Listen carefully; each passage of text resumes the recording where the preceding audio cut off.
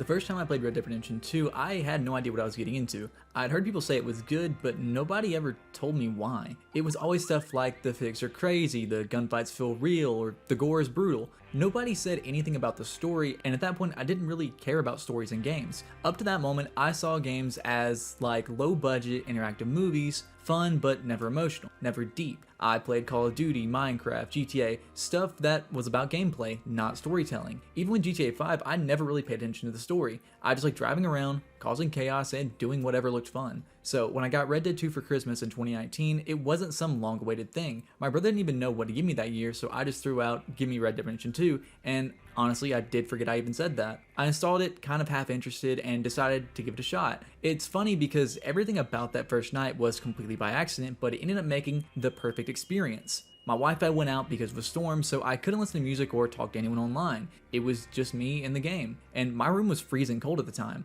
I had this habit around that time where I'd keep my fans going high, wear a hoodie, and make the room as cold as possible while I played really anything or watched anything. No distractions, no noise, just the sound of the fan and whatever I was playing, and that was the moment I started Red Dead 2. The snowstorm, the horses pushing through the cold, the wind howling, it all matched perfectly with the way my room felt. It was weirdly immersive, like my body thought I was there. The snow looked real and I was cold, and for the first time in my life I felt a game instead of just playing one. The screen was the only light in my room and all I could focus on was that endless white. It didn't feel like an intro or a tutorial, it felt like being trapped in a snowstorm with these strangers trying to survive. And that silence hit me differently. There was no music, no chatter, no noise from outside, just the sound of the snow crunching and the voices of Arthur and Dutch echoing through the wind. It was the first time I ever realized how powerful quiet moments in games could be. I remember after finishing that snow section, I actually kept my hoodie on and turned on a little heater to make the room warmer because I wanted to feel that shift when the game actually got to Valentine. My brain wanted to feel the world changing.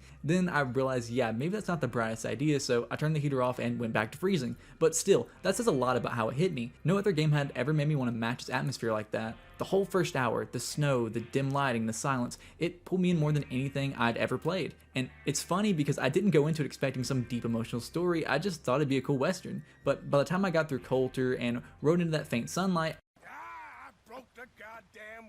I remember sitting there thinking, wait, what is this game actually about? It was the first time I realized the game could say something, not just through dialogue or story, but through how it made you feel. The combination of cold air, silence, and not knowing what was coming next, it hit in a way I wasn't used to. It wasn't about action or chaos, it was about the feeling of being small in a big, quiet world. And from that moment on, I wasn't playing it like a normal game anymore. I wasn't trying to rush through missions or mess around, I just wanted to exist in it. That's how it started for me, completely by accident, a game I didn't even plan to play in a cold, quiet room, and it ended up changing how I saw every story from that point forward. After that opening, something just shifted. Coulter didn't feel like a tutorial to me, it felt like being trapped in a dream. Every sound, every bit of dialogue, it wasn't guiding me towards action, it was guiding me towards observation. You could hear the wind pushing against the cabin, the horses breathing in the cold, the way the fire barely lit the room. It wasn't trying to rush you, it wanted you to sit with it. And that's exactly what I did. I wasn't even sure what the game was doing yet, but something about it started making me think. That slow pacing, the quiet moments, they had this weight to them. It was like this game was saying, stop looking for the point, just be here. And I didn't realize at the time, but it was probably the first game that taught me how to just exist in a world instead of trying to beat it. There's something really philosophical about that, right? It's like being forced to slow down made me start noticing things I would normally ignore. The small talk, the details, the way everyone carried themselves. Arthur didn't even say much at first, but you could feel how tired he was. He wasn't some over-the-top protagonist trying to be cool, he felt human. He felt worn out, like a man who'd lived too many lives and didn't know which one he was anymore. It started making me think about Plato's Cave, even though I didn't know that's what it was at the time. When I eventually read it, I realized that's what the section reminded me of, a group of people stuck in the dark, surviving off shadows, believing that's all there is. Dutch talking about plans that never existed, Micah pretending he's the tough one, everyone following an illusion, the shadow of what their gang used to be, and none of them ready to face the light that's waiting outside that storm. That's what Coulter felt like. It wasn't just a place, it was a metaphorical denial. They were still trapped by the idea that the world they'd lost was coming back. They were all changed to that belief, and the moment the snow started to melt, they were about to realize how wrong they were. And that's when I started to feel something new. The game wasn't about surviving a blizzard, it was about what happens when people lose their sense of control. Dutch couldn't handle being powerless. Hosea accepted it. Arthur just carried on because that's all he knew how to do. And that quiet, that stillness in the storm, made all that louder than any gunfight ever could. I remember walking out into the snow when you were looking for food and you were looking for warm shelter, and there was this moment where the camera panned up into the snow. You couldn't see anything but white, and for some reason that emptiness hit me. It didn't feel lifeless, it felt peaceful. Like for the first time, I wasn't in control, and that was okay. It was the same feeling you get when you finally slow down after running on autopilot for too long. And looking back, that's where I first started connecting this game to all the stuff I'd end up reading later. The idea of virtue through patience and control through surrender. Arthur didn't talk about philosophy, but he lived it. He didn't complain, he didn't dramatize things, he just did what had to be done, and in that cold cabin, that became kind of a moral lesson on its own. You can almost feel the game testing you, not your skill, but your willingness to slow down and listen. Most people see that section as slow or boring, but that's what makes it powerful, because once you accept that pacing, you start noticing things that games never let you notice. The way someone's voice cracks, the way Arthur sighs before responding, the quiet moments where nothing happens, and that's the point. I didn't know it yet, but that opening wasn't just setting up a story, it was teaching me how to pay attention, and that skill, learning how to be still, ended up being one of the most important parts of understanding this game as it went on. Coulter felt like a place where time stood still, and when you finally left it, you didn't just step into a new area, you stepped into a new mindset, because once you lived through that silence, everything else that follows hits harder, and that's when the world starts to open up, both in the game and in your head. When you finally leave Coulter, the game doesn't throw fireworks at you, it just opens. The snow starts to fade, the light hits differently, and suddenly you can hear birds again. The moment you ride down to the valley, it felt like taking my first breath after holding it for what felt like hours. Everything that was quiet before suddenly had sound again. The galloping of the horse, the wind through the trees, the faint sound of water somewhere in the distance. And after all that time in the cold, it almost felt wrong to be in the sunlight again. It's weird because most games use light as a reward, but here it felt more like exposure, like I was stepping into a world that wasn't ready for me yet. Then I saw Valentine for the first time, that muddy, chaotic little town. It wasn't this beautiful frontier paradise or anything, it was just real. You had drunks stumbling in the street, dogs barking, people yelling about debts or cattle. Nothing felt like a cutscene, it felt like life was already happening, and I just walked into it. And that's when it hit me. I wasn't playing some power fantasy, I was living in someone else's reality. That contrast between Coulter and Valentine almost felt symbolic, like Plato's Cave again. You spend the first hours in darkness, trapped in that blizzard with people who don't see what's coming,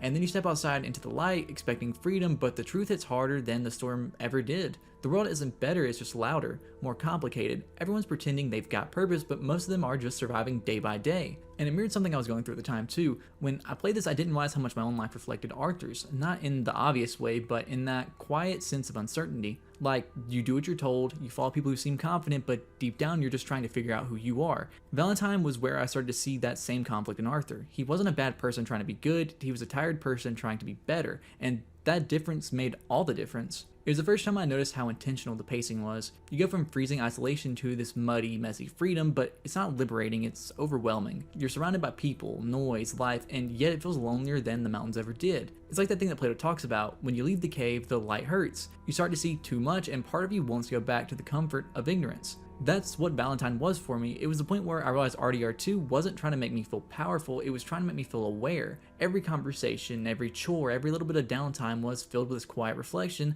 like the game wanted you to pay attention to who Arthur was becoming, not what he was doing. There's this calm before the chaos that's so easy to miss the first time. When Arthur helps the camp set up, when you talk to people by the fire, there are these moments where the game teaches you what kind of person you can be, not through dialogue choices or morality meters, but through empathy, through presence. And I think that's when it started to click for me. The game wasn't trying to entertain me, it was trying to retrain me, to slow down, to listen, to notice, to stop rushing from mission to mission and just exist in this broken, breathing world. Because once you start seeing it in that way, even the smallest details hit harder. Brushing your horse, helping someone on the road, even sitting by the fire, it all starts feeling like it matters. Like every small act is shaping who Arthur is and by extension, who you are while playing him. And that's where it really started to sink in. This wasn't a game you played, it was a world you had to learn how to live in. And one that wasn't about reward or punishment, but reflection. And from that moment in Valentine on, every small choice started feeling bigger, not because the game told me it was, but because I did. Once you settle into Horseshoe Overlook, everything kind of slows down again,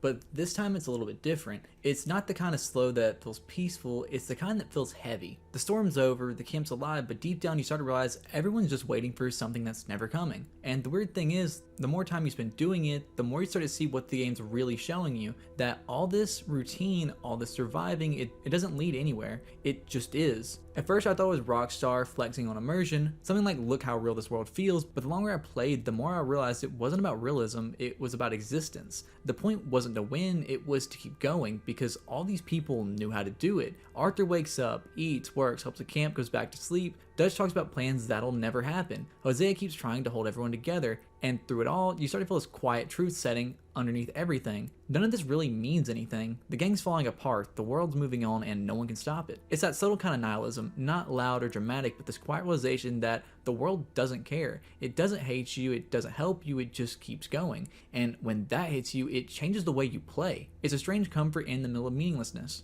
There's something really human about that. When life starts to feel repetitive, you look for patterns, for anything that makes it feel like it matters. Arthur finds his in loyalty. Hosea finds his in wisdom. Dutch, he just pretends he's found it in purpose. But the truth is, they're all fighting the same quiet battle, trying to believe their actions still have weight in a world that's already forgotten about them. And maybe that's the part that stuck with me the longest, because when you strip away the gunfights, the robberies, the chaos, what's left is a bunch of people trying to stay busy enough not to think about how empty it all feels. You walk through camp at night and you can feel it. The exhaustion, the silence, the way everyone's pretending they're okay. It's not cinematic sadness, it's something smaller, it's something real. The more I played, the more I started seeing myself in that same loop, waking up, doing what needs to be done, pretending it's leading somewhere. But maybe that's the point Red Dead's trying to make. The meaning isn't handed to you, you either create it or you learn to live without it. And that's where Arthur starts to shift too. He doesn't say it out loud, but you can tell he's starting to see it. That all this talk about one last job isn't freedom, it's about denial. Because facing the truth means admitting there's no big payoff waiting at the end, just more days like this one. And for a game that big and cinematic, it's wild how comfortable it is with that kind of quiet hopelessness.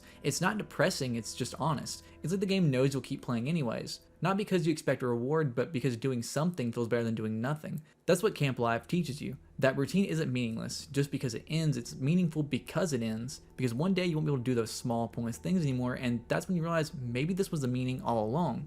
Dutch Van der Linde is one of the best written examples of denial I've ever seen in a story. He's not just lying to his gang, he's lying to himself. Every speech, every plan, every promise of freedom, it's all built on this desperate need to believe that he still matters, that his choices still mean something. But as the story goes on, you start to realize Dutch isn't fighting the law, he's fighting irrelevance. He's staring down the same emptiness Arthur is, he just can't handle it. So he creates this illusion of purpose. He builds it out of words, loyalty, and ego, but deep down it's all the same thing, fear of a meaningless life. Then there's that mission where he's talking to Arthur and he says, we just need one more score, and you could almost hear the panic in it, like if he stops talking, he'll have to face what's actually happening. He's not planning an escape anymore, he's trying to outrun the truth. It's the same kind of now you see in people who can't sit in silence. They fill the space with noise because they're scared of what they'll hear. The tragedy is that Dutch used to believe in something real. He had ideals once, maybe not perfect ones, but they gave him direction. But somewhere along the line, those ideals stopped being a way to understand the world and became a way to avoid it. And that's what makes him so haunting. He's not a villain, he's a mirror. He's what happens when someone refuses to accept that maybe there isn't a grand design.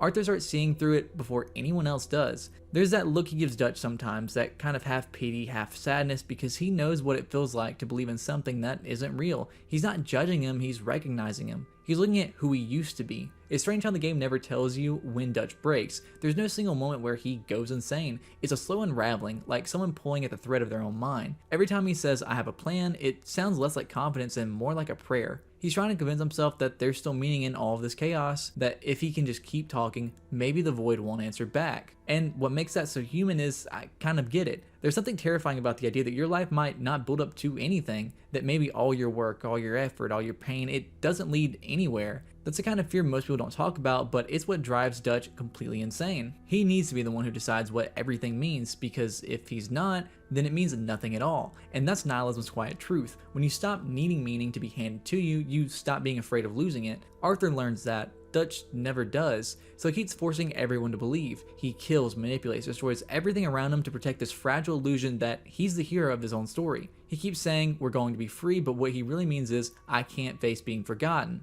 And that's what makes Dutch one of the most tragic characters Rockstar's ever written. He's not the monster at the end of the story, he's the man who couldn't accept the story was ending. The world moved on without him, and instead of letting go, he tried to drag everyone else down with him. And it's weird because as much as I hated Dutch for what he becomes, part of me understood him. Because when you strip away all the philosophy and all the big words, he's just a guy who can't handle being powerless in a world that doesn't care. He's proof that hope, when it's built on denial, can destroy you faster than despair ever could. There's a point in RDR2 where you stop noticing how beautiful the world looks. Not because it isn't, but because you've gotten used to it. The sunsets, the fog, the way the wind moves through the grass, all those little things that amaze you at first just start to fade into the background, and I think that's intentional, because that's exactly how life feels when time's catching up with you. You stop realizing how good things are while you still have them. You start living through them. Every morning in camp feels a little quieter. People still talk, they still laugh, but there's a heaviness in the air. The fire burns a little slower, and even through the sun's shining, something about it feels colder. You can sense time slipping, not as an event, but as a presence. It's not something you can fight or fix or even run from, it's just there. And that's when nihilism stops being a philosophy and becomes something you feel. You start to realize that no matter how many bounties you collect or how many perfect pelts you hunt, the world doesn't change. The sun still rises, the birds still sing, and you're just another person passing through. There's a subtle brilliance in how Rockstar paces it. You don't get told that time is running out, you just start feeling it. Like the world itself knows something's wrong, but no one wants to say it out loud. Dutch keeps talking about the plan, but the more he talks, the more it sounds like he's trying to convince himself, and Arthur,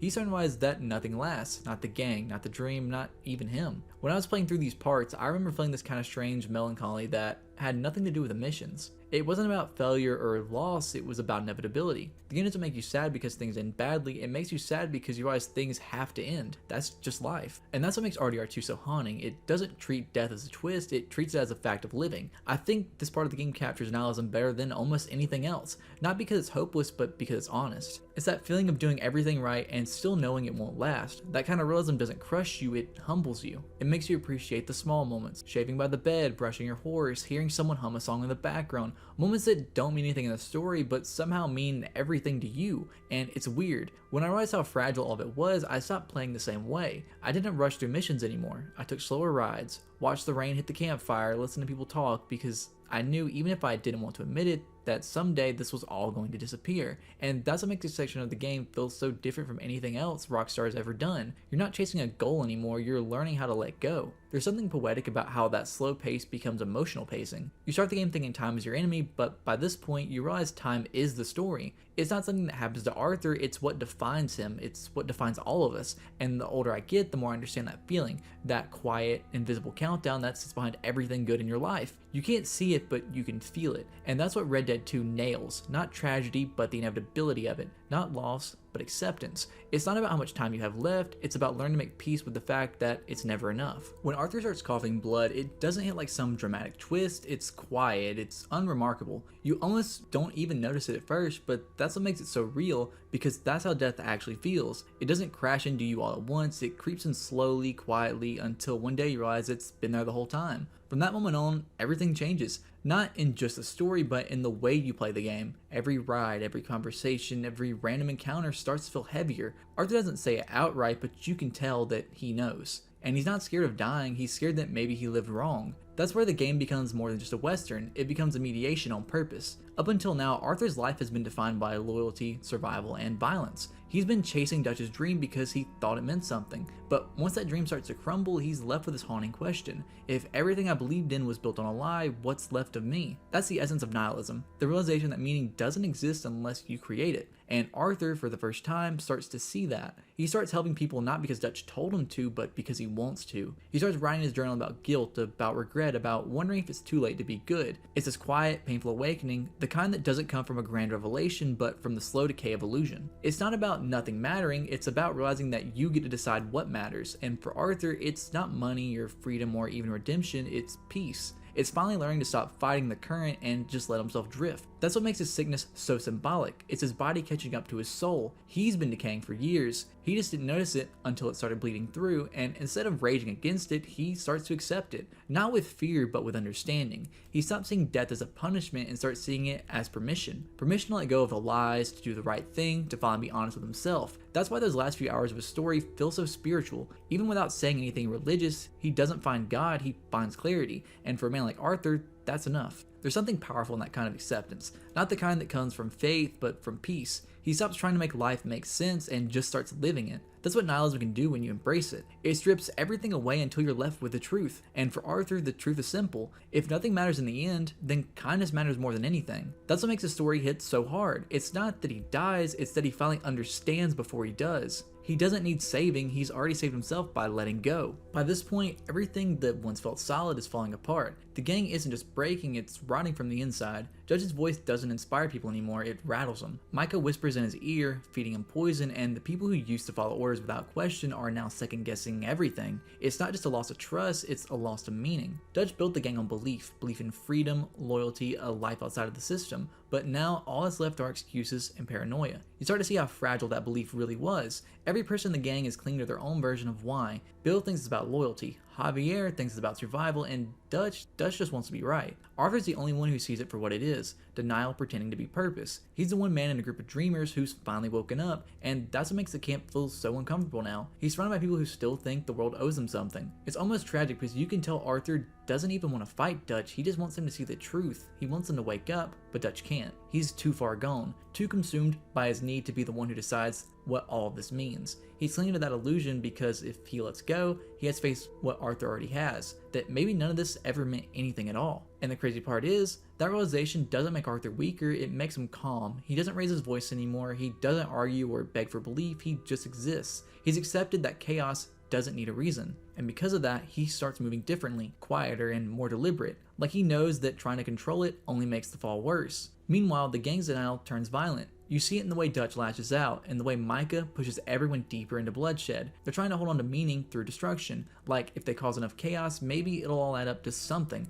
but it never does. It's like watching philosophy decay. There's a sense that the universe isn't just done with them. Every robbery fails, every plan backfires, and every safe place turns into another grave, and that's what makes this section of the game so brilliant. It's not the world is punishing them, it's that the world's indifferent. Nature doesn't care about their rebellion or their dreams or their loyalty, it just keeps moving. And that's where nihilism starts to bite back. For people like Dutch, it's unbearable. He needs to believe that he's special, that the world is against him because it knows he's right. He can't process that maybe he's just another man being swallowed by time. Arthur, on the other hand, starts to find peace in that realization. He doesn't need to win anymore. He doesn't need to prove anything. He's just trying to leave something behind that feels right, even if it doesn't mean anything in the grand scheme of things. And that contrast between Arthur's calm and Dutch's chaos becomes the heart of the story. The world around them doesn't change. The sunsets are still beautiful, the campfires still burn, but everything feels different now because of what you know. You start to realize that the game isn't about the gang surviving, it's about watching people crumble under the weight of their own illusions. And that's the kind of storytelling you just don't forget, because it's not loud and it's not theatrical, it's just honest.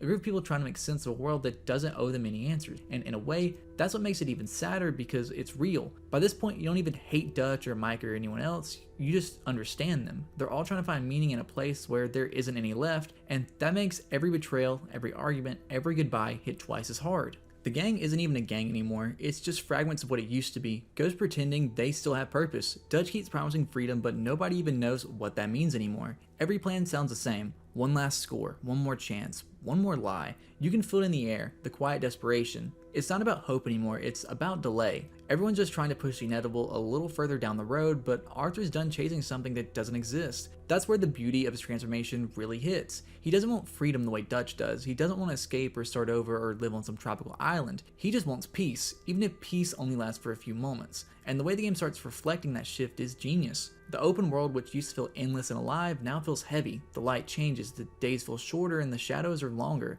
You start noticing how the wind sounds when it moves through the trees. Everything feels still, like the world is already mourning. Arthur starts doing things differently too. You'll notice he doesn't rob people as much. He talks to strangers, helps them, gives them the money he doesn't need to give. Not because he's trying to be forgiven, but because he finally understands what kindness actually means. It's not redemption, it's acceptance. And that's a powerful message because in a world that doesn't care, helping others doesn't fix anything, but it makes the world less cruel for a moment. That's the kind of meaning nihilism can't erase. It's not about believing the world has its purpose, it's about creating it, even if it disappears when you do. Meanwhile, Dutch is still running from it. He keeps preaching about freedom while becoming the most trapped man in the game. He doesn't even realize it, he's become the very system he claimed to hate. He's obsessed with control, with bending the world to his will. But Arthur, he's finally free, precisely because he stopped trying to control anything at all. That's what makes their final moments together so emotional. When Arthur starts calling out Dutch, when he stops talking like a follower and starts speaking like a man, it's not anger, it's sorrow. He's not mad at Dutch for lying, he's heartbroken that Dutch still believes the lie. And when he tells John to leave and to get out, it doesn't sound like hope, it sounds like forgiveness.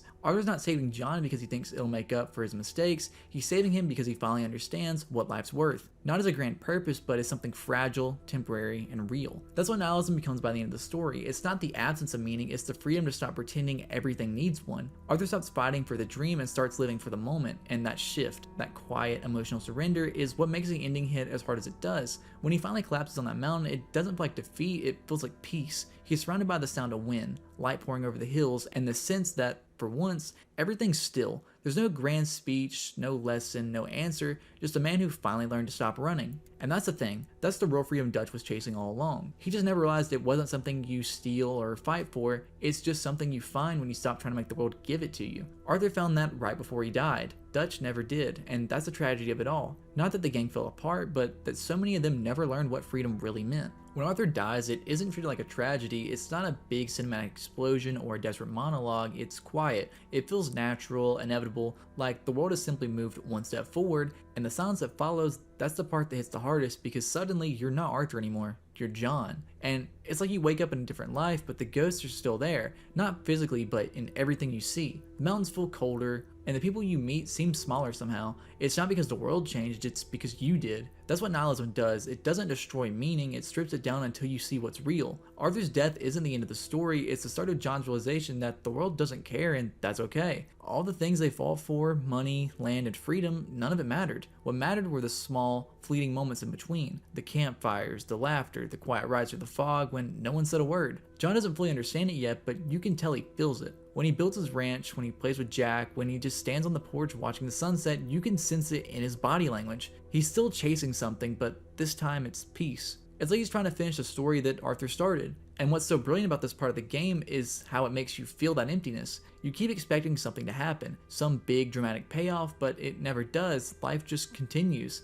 and that's the point. Rockstar could have easily made the epilogue about revenge or closure, but instead it's about acceptance. The gang's gone, the dream's gone, but the world keeps spinning like none of it mattered. And that realization that the world doesn't need you to keep moving is haunting, but it's also freeing. John's not trying to change the world anymore, he's just trying to live in it. That's what Arthur tried to teach him before he died. And when you see John doing small things, building fences, helping Abigail, teaching Jack how to fish, those moments feel sacred because you know what it costs to get there. It's a perfect reflection of nihilism turned human. You don't find meaning by fighting the void, you find it by accepting it and deciding what matters to you. Arthur's death taught John that even if he never says it outright, that's why the silence of these epilogue missions feel so heavy, because you're not just finishing John's story, you're carrying Arthur's ghost through every step. And then comes that final act, the death, the lingering danger, the inevitable pullback into violence. No matter how hard John tries to build a normal life, the past finds him, because that's the curse of people like him and Arthur. They were born into a world that doesn't let go. They can change, they can grow, they can forgive, but they can't escape what they've done. And that's what makes RDR2 so powerful. It's not a story about fixing the past, it's a story about learning to live with it. Arthur's death wasn't the end of meaning, it was proof that meaning isn't something you're given,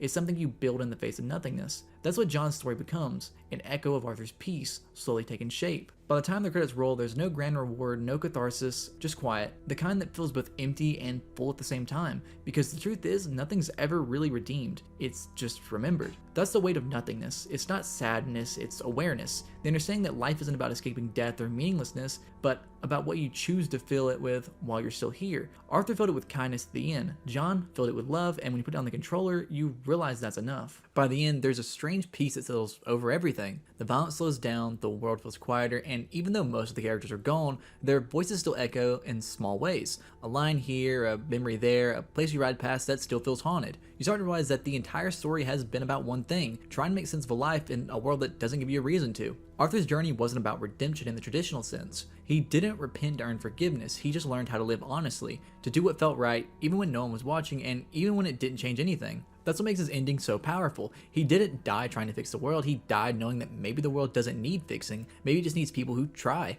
And that's where the philosophy of nihilism starts to turn on its head. Because yeah, the game shows you a world without order, without justice, where good people die and evil men get away, but it doesn't stop there. It shows how you can still choose to live with compassion anyways. That's that quiet rebellion that makes RDR2 different from every other game about violence or morality. It's not about being right, it's about being real. There's a moment near the end where John rides across the same land Arthur once did. The same sun, the same dust, the same sound of wind. But it all feels different now, because when you know what Arthur went through, when you've seen how he accepted his fate, it changes how you see everything. You stop looking for meaning and start appreciating the moments themselves. That's the closest thing the game gives you to peace. It's almost like Rockstar was saying, yeah, this world is cruel and random and unfair, but that doesn't mean you can't still care. And that idea, that small human defiance in the face of meaninglessness, is what makes a story so unforgettable. That's where the title really starts to make sense. Red Dead Redemption. It's not about cleansing guilt or rewriting history, it's about realizing that redemption isn't a place you reach, it's a moment you create. One small act of good in a world that doesn't guarantee any. Arthur's redemption isn't that he dies well, it's that he lives right in the time he has left. And John carries that forward. You see it in his quieter choices.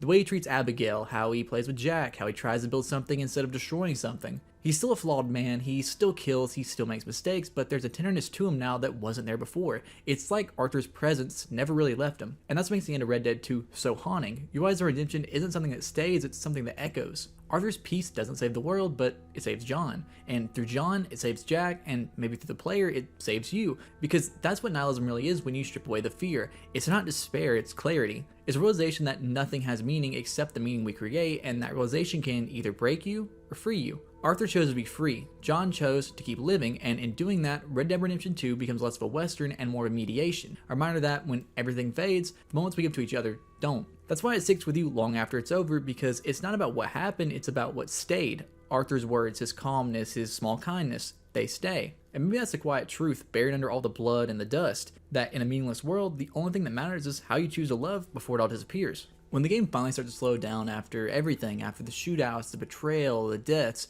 there's this strange stillness that takes over. You can almost feel the world catching its breath. The gang's gone, the West is dying, and the silence says more than any dialogue ever could, because deep down, that's what RDR 2 was always about. Not just the end of a group, but the end of an era. The world around John starts to feel smaller and less wild. Trains run more frequently, lawmen patrol places that used to be untouched. You see telegraph poles, fences, towns expanding into the open plains, and it all feels wrong. It's not the kind of progress that brings hope, it's the kind that swallows everything old and untamed. It's like watching the wilderness lose its soul. And what's so haunting about this part is that the game doesn't frame it as good or evil, it's just inevitable. That's the heart of nihilism right there. There's no villain to stop, no system to overthrow, just time slowly erasing everything that once mattered. Dutch used to talk about freedom like it was something eternal, something you could hold on to forever, but the truth is, freedom only ever existed in moments. The West was never a place, it was a feeling, and now that's fading too. You can see it in John's face. He's doing what he always thought he wanted, owning land, raising a family, and living honest, but there's a sadness in him, this quiet awareness that the world he knew is gone. He's living in the future Arthur died to give him, but it doesn't feel like a home, it feels borrowed. That's where the game becomes less about survival and more about legacy. Arthur's gone, but you still feel his presence in everything John does. When John teaches Jack how to ride, you can almost hear Arthur's voice. That's the beauty of this story, it turns nihilism into something poetic. Even though everything fades, the echo of it doesn't. The people die, but the kindness, the lessons, the memories, they linger. Arthur's redemption doesn't live in the monuments or stories, it lives in John's actions and the way he treats people and the way he tries. That's what makes it so human, and the world reflects that too. If you ride into the wilderness after the main story, you'll find Arthur's old campsites, the spots where the gang once laughed and planned their next move, but now they're empty. They're overgrown and swallowed by time. And it's in those quiet moments when you stop riding and just listen that you realize this game was really saying nothing lasts forever, and that's okay. Because in a world that moves on without you, legacy isn't about being remembered, it's about what you leave behind in others. Arthur left behind kindness, John left behind love, and Jack carries both. He's proof that meaning doesn't die when people do, it just changes forms. That's what makes the end of the game so hauntingly beautiful. When John finally meets his fate, when the government corners him and the gunfire starts, it doesn't feel like tragedy, it feels like the world simply moving on. Just like Arthur, John doesn't die for nothing, he dies to protect what little good he built, even knowing it won't last. And maybe that's the final truth of RDR 2. You can't stop time, you can't change fate, but you can choose how you face it. You can rage against it like Dutch, or you can accept it like Arthur, but both choices lead to the same end. But only one gets peace along the way. That's why the credits don't feel sad, they feel honest. You're left with the stillness, the sound of the wind, the empty plains, the slow fade to nothing. It's not despair, it's acceptance. The kind you only reach after you've seen the whole world fall apart and still decide to care anyways. And when you put the controller down, you realize something that RDR 2 never says out loud. The West didn't die, it just became a memory, and there's something strange about the way this game in particular sticks with people, not because of the story or the gameplay, but because of the feeling it leaves behind. Even after you've seen Arthur die, even after the credits roll, you still catch yourself thinking about it, not in the way you remember a movie, more like the way you remember something you actually lived. And I think that's because at its core, RDR 2 isn't just a story about cowboys or outlaws, it's a mirror. It reflects who you are when you play it. Every choice, every hesitation, every quiet moment you stop to watch a sunset, it's something about you, because the truth is, the game never really cared about what you did, it cared why. When you help a stranger on the side of the road, when you decide to not loot a body, when you stop to feed your horse, none of those moments are rewarded in a mechanical way. There's no XP bonus or some secret ending, it just makes the world feel a little warmer. And that's when it hits you. The morality system was never about being good or evil, it was about being aware. And that's what makes this game so philosophical without ever needing to say it. It's not teaching you ethics, it's making you feel them. The guilt of stealing from the poor, the calm after helping someone in need, the weight of Arthur coughing up blood while you chase the money that doesn't matter anymore. Every action forces you to look inward and ask, what am I really doing this for? That's where the nihilism becomes personal. Because once you strip away the missions, the honor system, the choices, what's left is you. The player is sitting there realizing that meaning in this world works the same as it does in ours. It's not given, it's made. When you take the time to take care of your horse, that's meaning. When you write in Arthur's journal, that's meaning. When you stop shooting long enough just to listen to the sound of the wind in the trees, that's meaning. And the game doesn't need to tell you that, it just quietly lets you feel it. You start to notice how even the smallest moments, skinning an animal, shaving your beard, greeting a stranger, they become rituals. Not because they matter to the story, but because you decided they did. That's the entire message of RDR2 condensed into one feeling. In a world that gives you nothing, meaning is the one thing you have to create yourself. That's why so many players, even years later, still talk about this game like it changed them, because it's not just entertainment, it's an emotional mirror. Some people played it way too fast, chasing money and missions and left feeling empty. Others slowed down, cared about the little things, and left feeling full. The world was the same. What changed was the player. It's truly poetic when you think about it. Arthur starts the game believing he's a bad man trying to do good, and the player starts thinking they're just playing a game, but by the end, both realize that every small act matters. Not because anyone's keeping score, but because it's all we've got. And that's where the line between fiction and reality start to blur, because when you turn the game off and go back to real life, it still sticks with you. You start thinking about how you treat people, how you spend your time, how easily everything can just disappear. It's not because the game told you to, it's because it made you feel it. That's the genius of Red Dead Redemption 2. It doesn't just tell a story, it gives you space to find your own inside of it. The same way Arthur searches for meaning in a dying world, you search for it in a digital one. And when both of you find it, even for a moment, it's powerful because it feels real. And maybe that's the quiet truth hiding beneath all the tragedy and dust. Red Dead Redemption 2 isn't asking you to save the world, it's asking you to see it, to look around, to listen, to care, even when it doesn't matter, because maybe that's all the redemption ever really is, choosing to give something meaning before it's gone. There's a strange comfort in how the entire game ends, not because it's happy, it's definitely not, but because it feels honest. Everyone loses something, everyone fades, and yet life just keeps going. That's the quiet beauty of it all. The reminder that the world doesn't really stop for anyone, and that's okay. Arthur dies, John dies, Dutch disappears into myth, but the sun still rises, the birds still sing, and the rivers keep flowing, and in that simple, brutal truth, there's a lesson. Life doesn't need you to keep moving, it just does. And that's what makes this such a profound reflection of existence. It doesn't pretend that life is fair or that good people always win. It just shows the rhythm of things, how everything builds, collapses, and gets replaced by something new. It's the same reason you can ride past the ruins of an old camp or a burned down house and still see flowers growing through the ashes. Nothing ever really ends, it just changes shape. That's why the game philosophy ties right back into nihilism, because on paper, nihilism says that nothing matters, that all meaning is temporary, fragile, and invented. But RDR2 doesn't see that as sad, it sees it as freedom. If nothing truly lasts, then every small choice, every act of kindness, every laugh, every moment of peace becomes infinite in its own way, because it exists right now, and right now is all that we'll ever have. You feel that when you watch the land evolve throughout the story. The West changes from untouched wilderness to something more mechanical, fenced off, and civilized. It's easy to look at that and think it's tragic, but that's just one part of the cycle. The same way the wild had to end for progress to begin, maybe something beautiful will grow one day from what was lost. That's how nature works, and Red Dead understands that better than most stories ever could. Even in its smallest details, the game reminds you of this rhythm. Animals hunt and are hunted. Storms come and they go. Towns rise and then they crumble, and you, the player, exist somewhere in between it all, both part of it and powerless to stop it. That's the same duality we face in real life, knowing that everything we do will fade, but still doing it anyways. It's weirdly comforting, because once you accept that everything ends, you stop chasing permanence and start valuing moments. You stop trying to beat life and start trying to live it. That's what Arthur learns in his final hours. That's what John realizes too, even if it costs him everything, and that's what you feel when you turn the game off. That quiet understanding that meaning isn't something you find, it's something you leave behind. And maybe that's why this game feels so timeless. It's not about nostalgia for the past, it's about coming to peace with the present. It's about realizing that everything beautiful, every sunset, every campfire, every friendship only means something because it doesn't last. The impermanence is what gives it value. That's life. It hurts, it fades, it repeats, but every time it does, it gives you another chance to create something that matters to you, even if no one else sees it, even if it doesn't last because it never really needed to. By the time the credits roll, you're not left thinking about what you lost, you're left thinking about what you lived, and that's why this game hits people so differently than others. It's not a game that tells you how to feel, it's one that gives you enough silence to hear your own thoughts. It lets you ride through its world long enough to realize that life works the same way. It's beautiful, it's cruel, it's temporary, and somehow that's what makes it worth living.